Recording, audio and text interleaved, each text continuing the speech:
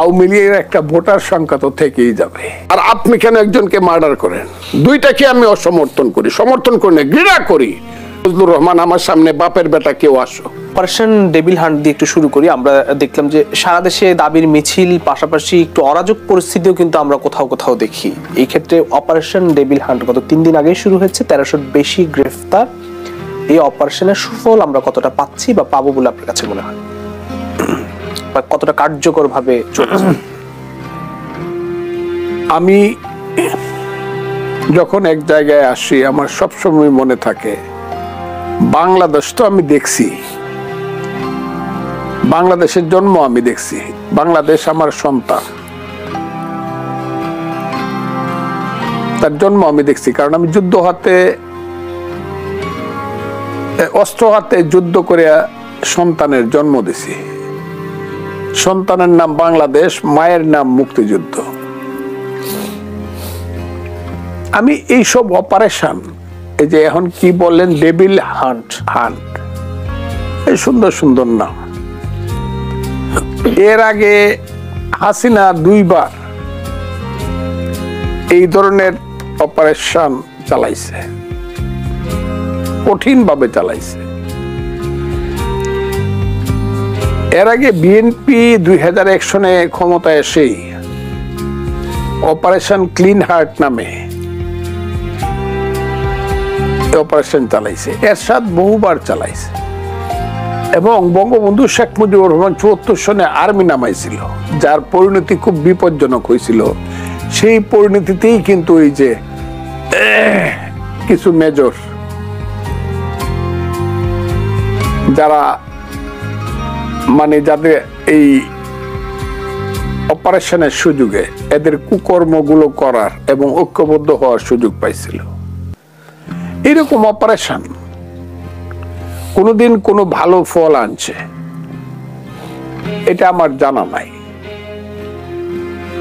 তবে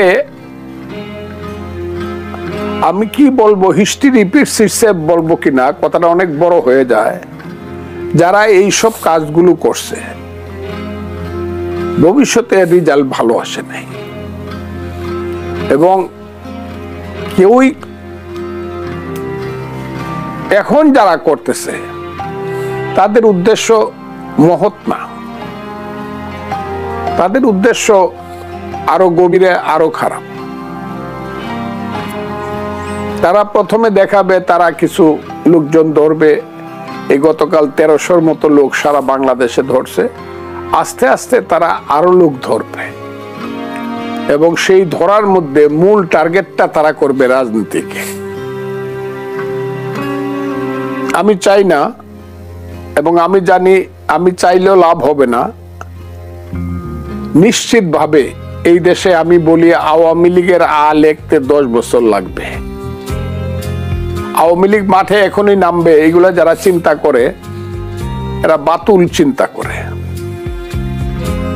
বাতুলতা। কিন্তু তারা তো সোশ্যাল মিডিয়া এখনো হাকডাক, সোশ্যাল মিডিয়া বাদ দেন, আমি কোথাও দেখছি না এইরকম আওয়ামী লীগের একটা সোশ্যাল পাওয়ার আছে, ছিল, এবং এটা দীর্ঘদিন থেকে যাবে। কিন্তু it will never turn into political power at least within 10 years। 10 বছরের মধ্যে এই সামাজিক যে পাওয়ারটা, এটা রাজনৈতিক পাওয়ার হিসাবে দেখা যাবে না। কেন সামাজিক পাওয়ারটা তাদের থাকবে? ধরেন এখন ইলেকশন হচ্ছে, বিএনপি মাঠে গেল, জামাত গেল, অন্যান্য ধর্মীয় দলগুলো গেল, বাম রাজনৈতিক দলগুলো বা ছোট ছোট দলগুলো গেল, আওয়ামী লীগকে আমরা দিলাম না, বা আওয়ামী লীগ গেল না, আওয়ামী লীগ যেতেও পারবে না। নির্বাচন কমিশন চাইলেও আওয়ামী লীগ মাঠে গিয়ে ইলেকশন করতে পারবে না। কিন্তু আওয়ামী লীগের একটা ভোটার সংখ্যা তো থেকেই যাবে। সেই ভোটার সংখ্যা কোনো সময় 42, কোনো সময় 37, কোনো সময় নিচে, একদম নিচে 31-32, এর নিচে কোনো সময় নামে নাই। এই সংখ্যার মধ্যে যদি আমি 10% ভোট বাদ দিই, যারা পালায়া গেছে এরা ভোট দেবে না, তাহলে তো 20 থেকে 25% আওয়ামী লীগ সমর্থিত ভোট এদেশে থেকে যায়। ইলেকশনে যখন দাঁড়াবেন, ব্যালট বাক্সের ভিতরতে গিয়ে দেখবেন না যে কার ভোটটা আওয়ামী লীগ, কার ভোটটা বিএনপি, তা তো না। বা এমনও তো বলতে পারবেন না যে আওয়ামী লীগের ভোট পাইলেও আমরা গণবো না। তো সেই কারণে আমি বলছি এই ভোটটার জন্য কিন্তু ওই যে সামাজিক পাওয়ার আওয়ামী লীগের, তার তো একটা 23% 25% ভোটের একটা শক্তি আছে ইলেকশনের ব্যাপারে। রাষ্ট্র ক্ষমতার ব্যাপারে যদি ওই শক্তি নাই, কিন্তু ইলেকশনের ব্যাপারে তো সবাই যাবে। তাই আস্তে আস্তে ধীরে ধীরে যে ব্যাপারটা হবে সেটা হলো আওয়ামী লীগ একটা সোশ্যাল পাওয়ার হিসাবে আরো এস্টাবলিশড হবে, এবং 10 বছর পরে গিয়ে আস্তে আস্তে ভালো মানুষ যদি কেউ থাকে, আওয়ামী লীগের একটা রাজনীতি আসে, তারা দাঁড়াবে। এখন ইউনূস সাহেবের যে চিন্তাটা, ওই যে অপারেশন কি হান্ট আপনি ডেবিল হান্ট, কে ডেবিল এটা আগে নির্দিষ্ট করেন। ডেবিলকে যারা সরকার চালায় তারা ডেবিল, যারা মানুষকে ধরতে যায়, মারতে যায়, জেলে নিতে, তারা ডেবিল, নাকি যাদেরকে আপনারা টার্গেট করেন যে এই দল করে, ও ওই দল করে। আজকে দেখলাম ছাত্র দলেরও পিটাইছে, আজকে দেখলাম প্রাইমারি স্কুলের শিক্ষকদেরকেও পিটানো হয়েছে। ওই যেভাবে চুলে ধরে পিটাইতো আওয়ামী লীগের সময় মেয়েদেরকে, আজকে দেখলাম শাহবাবে সেইভাবে মেয়েদেরকে পিটাইছে, জল কামান ছাড়ছে, অনেক কেউ সাউন্ড গ্রেনেড মারছে। এদের তো কোনো পরিবর্তন নাই। কাজে এই অপারেশন ইউনূস সাহেবের, এটা হলো লোক দেখানো, এবং এটা হলো জটিলতার দিকে, অন্ধকারের দিকে দেশকে নিয়ে যাবে। তাহলে যে আপনার গাজীপুরের ঘটনার পর থেকে আসলে অপারেশনটি শুরু হয়। গাজীপুরে আমরা দেখেছি যে রাতের বেলা যে অস্থিতিশীল একটি পরিস্থিতি তৈরি হয়েছে, ছাত্রদেরকে মারা হয়েছে, এরপর থেকে কিন্তু আসে এই ধরনের পরিস্থিতির সাথে মোকাবেলা করবে কিভাবে? গাজীপুরে যা ঘটেছে এগুলো বললে তো এখন কি বলবো আপনার। গাজীপুরে যা ঘটেছে, গাজীপুরের ঘটনাটা সামনে আসতেছে না, সঠিক পিকচারটা সামনে আসতেছে না। এরা কারা? ওই যে ছাত্র আন্দোলন, বৈষম্য বিরোধী ছাত্র আন্দোলনের নামে বাড়ি পুরাইতে যায়, এরা কারা? এবং সেইখানে যদি বাড়ি পুরানোর বিরুদ্ধে কেউ থাকে, সেখানে যদি বাধা দেয় একজন আওয়ামী লীগের লোকের, যদি কিছুটা শক্তি বা কিছুটা সমর্থন মানুষের মধ্যে থেকে থাকে, থাকতেই পারে, এত তাড়াতাড়ি তাদেরকে উপড়ায় ফেলবেন কি করে? এখানে একটা মারামারি হয়েছে, দুইটাই আমি সমর্থন করি না। আপনি কেন যান একজনের বাড়ি পুরাইতে, আর আপনি কেন একজনকে মার্ডার করেন? দুইটাকে আমি অসমর্থন করি, সমর্থন করি না, ঘৃণা করি, প্রতিবাদ করি। বাড়ি পুরাইতে যাবে না, বাড়ি তালা মারতে যাবে আইনগতভাবে পুলিশ, তালা মারার অর্ডার দিবে আইন এবং বিচারক, এবং সেই অন্যায়কারীরা যারা আছে তাদেরকে কোমরে দড়ি বেঁধে হাতে হ্যান্ডকাপ লাগিয়ে কোর্টে হাজির করবে, না পাইলে পরে তাদের বাড়ি ঘরে তালা মেরে দিবে। এইখানে ওই যে বৈষম্য বিরোধী ছাত্র আন্দোলন নামে কিছু লোক গিয়া দেখাইলাম যে বাড়ি পুরাইলাম, আবার যা আছে বাড়ির থেকে সব লুটপাট করলাম, এই যে আরম্ভ হয়েছে, আমি আপনাকে খুব ক্লিয়ার করে বলি, এই যে আরম্ভ হয়েছে বাড়ি পুরানো, দেশ তো এখানে শেষ হবে না কিয়ামত পর্যন্ত। বাঙালি জাতি থাকবে, বাংলাদেশ থাকবে, বাংলাদেশিরা থাকবে, কিন্তু বাড়ি পুরানোর যে কালচারটা শুরু হয়েছে, আমি কি বলবো, এর চেয়ে সর্বনাশা একটা সিদ্ধান্ত এই পৃথিবীতে, এই দেশে কোনোদিন হতে পারে না, কোনোদিন হওয়া উচিত না, একজনের বাড়ি পুরায় দেওয়া। আমরা একটু সংস্কারের বিষয় নিয়ে আসি। 6টি সংস্কার কমিশনের পূর্ণাঙ্গ প্রতিবেদন আমরা কয়েকদিন আগেই দেখলাম, এবং সংস্কারের কাজে কি কোনো ধীরগতি আপনার কাছে মনে হচ্ছে কিনা? আমি সংস্কার বিশ্বাসই করি না। এরা তো এগুলো তো এরা সরকারের সিদ্ধান্তে নির্বাচনকে, জনগণের প্রতিনিধিদের হাত থেকে দেশকে দূরে রাখার জন্য, আর এরা দীর্ঘদিন ক্ষমতায় থাকার জন্য বিনা নির্বাচনে এরা এই সব জটিলতা এবং কুটিলতা গুলো এবং এই চালাকি গুলো করে, তারা এই সব চালাকি গুলো করছে। সংস্কার কি আপনি চান না? সংস্কার হোক আমি চাই, নিশ্চিতভাবে চাই। এদের চেয়ে বেশি আমি ওই দিনও বলছি, আজকেও বলি, আমি ফজলুর রহমান আমার সামনে বাপের বেটা কেউ আসো, সংস্কারের আলাপ করি, বাপের বেটা বললাম। সংস্কার আমি 60 বছর পলিটিক্স করি বাংলাদেশে, জীবনে কোনোদিন সেকেন্ড হয় নাই কোথাও, স্কুল জীবনে আমরা লেখাপড়া করছি, আমরা পলিটিক্যাল সায়েন্সে আমরাও সর্বোচ্চ ডিগ্রি নিছে, আমাদের অনেক কিছু আছে জানা। আমার ওই আমেরিকার থেকে যাদেরকে আনা হয় এখানে সংস্কার করার জন্য, আমি এই সংস্কারে বিশ্বাস করি না।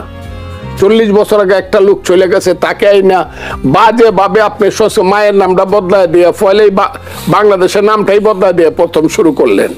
এই সংস্কার আমি মানি না।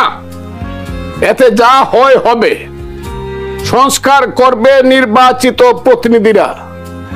এর আগে সমস্ত রাজনৈতিক দল নিয়ে ইউনূস সাহেব সহ তত্ত্বাবধায়ক সরকারের যারা ব্যক্তি আছে তারা বসবে, সমস্ত রাজনৈতিক দল আওয়ামী লীগ বাদে, ফ্যাসিস্টরা বাদে, বৈশে যতটুকু নির্বাচনের ব্যাপারে ঐক্যমত হয়, সঠিক নির্বাচনের ব্যাপারে নিরপেক্ষ নির্বাচন যতটুকু ঐক্যমত হয়, অন্যান্য কিছু একদম না করলে না হয়, যেগুলা সবাই ঐক্য হবে, এইগুলা ঐক্য হলেও সব রাজনৈতিক দল ঐক্য হলেও কোনো সংস্কার হবে না যদি পার্লামেন্টে পাস না হয়।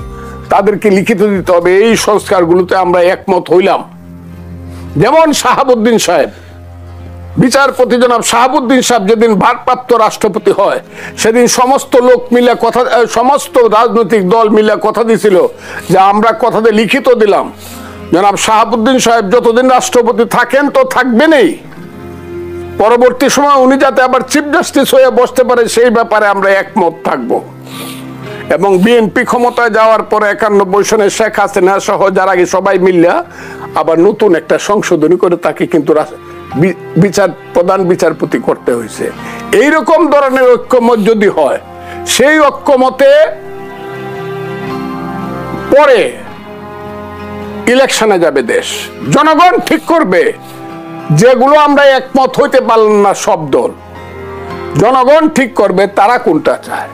এবং তারা চাইতে হইলে নির্বাচিত বেশি যারা হবে, প্রথমত মেজরিটি, তারপর 2/3 মেজরিটি, তারা এই দেশে ওই যে সংস্কারগুলো, যেমন বিএনপি 31 দফা সংস্কারের প্রস্তাব দিচ্ছে আজকে 2 বছর যাবত, কিন্তু এই ব্যাপারে অন্য দল যদি একমত না হয়, বিভিন্ন ব্যাপারে তারা এটা হেল্ড আপ থাকবে। ওই বিএনপি ক্ষমতা যাইতে পারলে বলবে জনগণ আমাদেরকে দিছে 31 দফা করার জন্য, আমরা এটা বাস্তবায়িত করব। জামাত যে দাবিগুলো দিছে, জামাত যদি বেশি ভোট পায়, বেশি সিট পায়, তারা বলবে আমরা এটা বাস্তবায়িত করলাম কারণ জনগণ আমাদেরকে এই ব্যাপারে ম্যান্ডেট দিছে। এর বাইরে না পিতার নন্দী খুরার চামড়ি, তোমরা এই দেশে বৈশা বৈশা 10টা ভোট পাইবা না, 2% ভোট নাই সারা বাংলাদেশে, বড় বড় কথা বলো। রাস্তাটা হাইটে গেলে 10,000 মানুষ দেখলে একটা মানুষ সালাম দেয় না, তোমরা হইলে বাংলাদেশের নেতা না। এই যে ঐক্যের প্রক্রিয়ার কথা আপনি বললেন, রাজনৈতিক দলগুলোর পরিবর্তনের ক্ষেত্রে বা সংস্কারের কথাই যদি বলি, সেই প্রক্রিয়া আমরা কতটা এগুচ্ছি?